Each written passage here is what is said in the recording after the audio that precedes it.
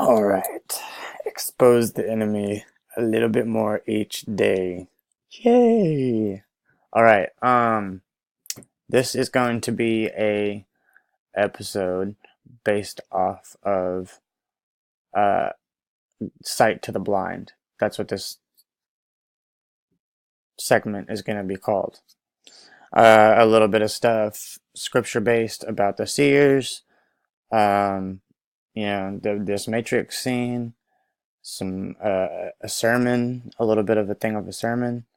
All ownerships go to the Matrix clip. All ownerships go to the sermon. However, that's just scripture. So, again, that's the Bible quoted. So anyways, let's start with this scene right here. I want to go ahead and state that we need to buckle down. We need to stay strong in our faith. We need to remain not distracted from the surrounding nonsense, as we have spoken before, because honestly, everything else other than the Word, other than God, because God is the Word, and the Word is God, other than that, other than this right here, and you got your tools. He'll give you the key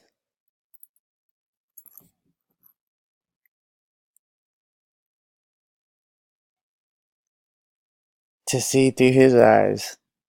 Yeah. A little funny, like, tools thing, props. Funny props. Alright, anyways. Funny moment. Sorry. Alright, so let's get to this scene right here.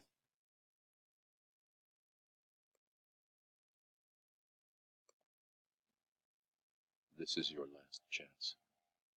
After this, there is no turning back. You take the blue pill. The story ends.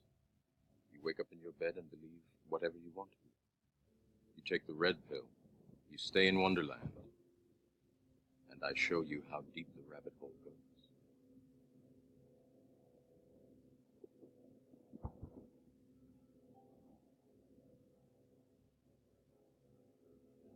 Remember, all I'm offering is the truth, nothing more.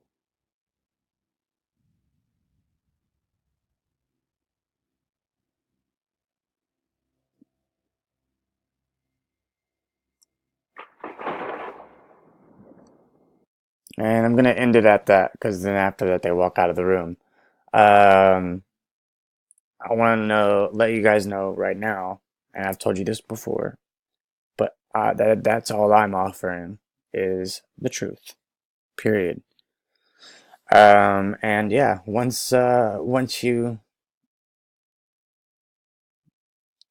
there's no going back once you know. It's awesome though, because once you see them seeing you, and you see how they do, and you know what their agendas are and how they do them and all of that, kind of the language they speak, you understand it. You catch, the ears to hear, the eyes to see.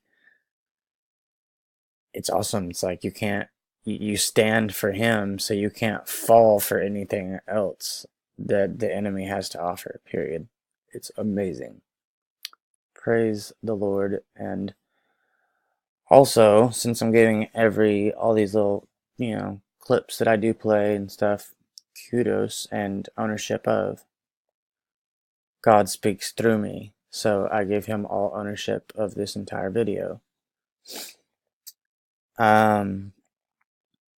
Here is, I believe, some scripture. And this is stating that this is not a playtime. We need to get for real, like I said. Stop wasting our time. You'll hear it. Just listen. Hopefully it'll motivate you. I know it motivates me. I've listened to this before many times. This is one of a sermon, so all ownership goes to whoever preached the sermon. It's amazing. Ancient war cry throughout all the generations of the Hebrew nation. Rock, Kasak. Where does it come from? Kasak, this is the Hebrew, the rock-like oomph of the spiritually zealous heart, the game face of a mighty man, tenacity of soul, the gritting of the teeth of the spirit-inspired warrior, and the baring of those teeth to the enemy. Kasak is possessing a resolute and growling resolve for the glory of God, a flush of spiritual fervor, a tensing of all a soldier's muscles. There's a Kasak. We don't have that spiritually. We should. We don't. Because we don't know what we're engaged with. Did you know that you have the armory of heaven? That you have everything you need for life and godliness to push the enemy forces back?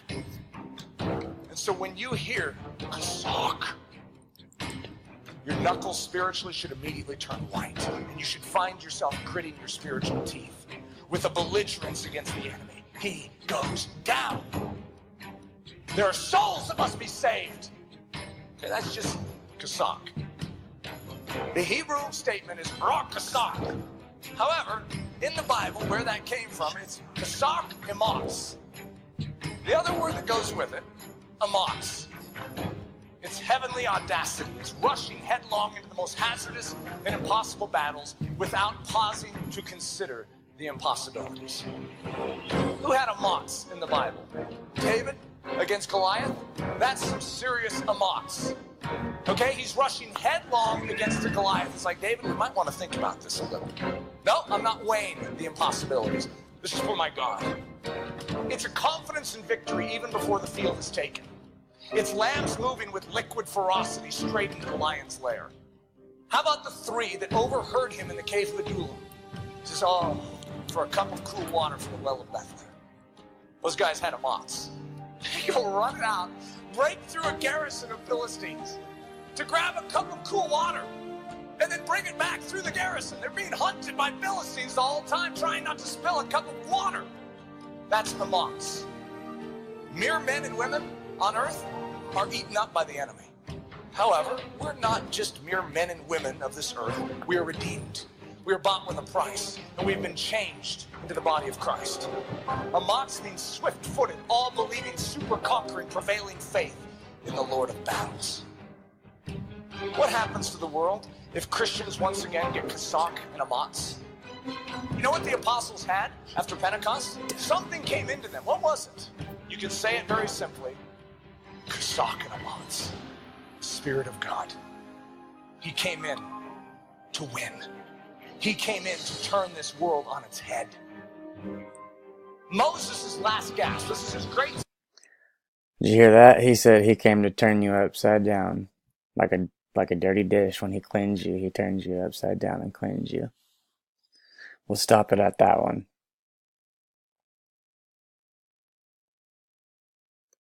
That was amazing. I liked that.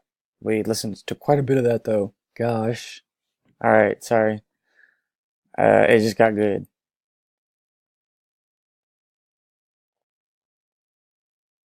Alright, so I want to just point out Isaiah 42, 6 and 7. Verse 7, it says, to open the eyes, I have sent you to open the eyes to bring out the prisoners from the prison, and them that sit in darkness out of the prison house. You can go and read that one if you want to. Let's see, which one is this? Oh, I guess we could listen to a little bit of that. This verse, actually, you just please go and read it. This here is just talking about the square, like the TV is the God. square, square-shaped cubit, altar. Yeah, they worshipped an idol of some sort that was a square. Yep. Now here's what the commercial that I was talking about actually. But let's go ahead real quick and listen to that little bit, because this is for the Watchmans and Warners and stuff like that. Anyways, this is amazing. A little piece though, small piece. Comes. True joy comes out of anguish. There's nothing of the flesh that gives you joy. I don't care how much money, I don't care what kind of new house, there is absolutely nothing physical that gives you joy. It's only what is accomplished by the Holy Spirit when you obey Him and take on His heart.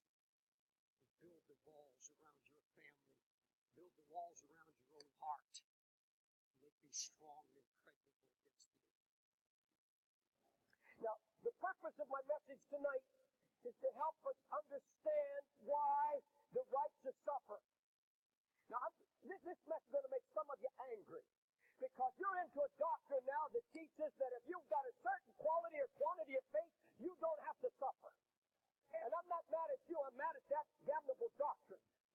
You can be very, very sure tonight that God has a purpose behind everything you and I suffer.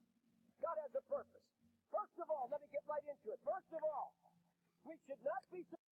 I'll just point out real quick, the prophet Habakkuk, he suffered, again, like we had spoken before, he suffered tremendously from hearing from the Lord. When we suffer, the Bible has warned us in advance that the godly in Christ will suffer. The Bible is full of it. The New Testament is full of it. There is a Holy Ghost school of sympathy, and it consists of tested saints who have suffered greatly. These are saints of God who've been tested, and they've been talked to and fro, they've been tempted and tried and mistreated. The Bible, in fact, speaks in Philippians 3:10 of a fellowship of his sufferings. Jesus founded this school, by the way. He set it up, the whole curriculum, he established it because he was the one who suffered the most. Jesus suffered mentally, physically, with anguish. He was rejected. He was distrusted. He was abused. He was mocked. He was laughed at.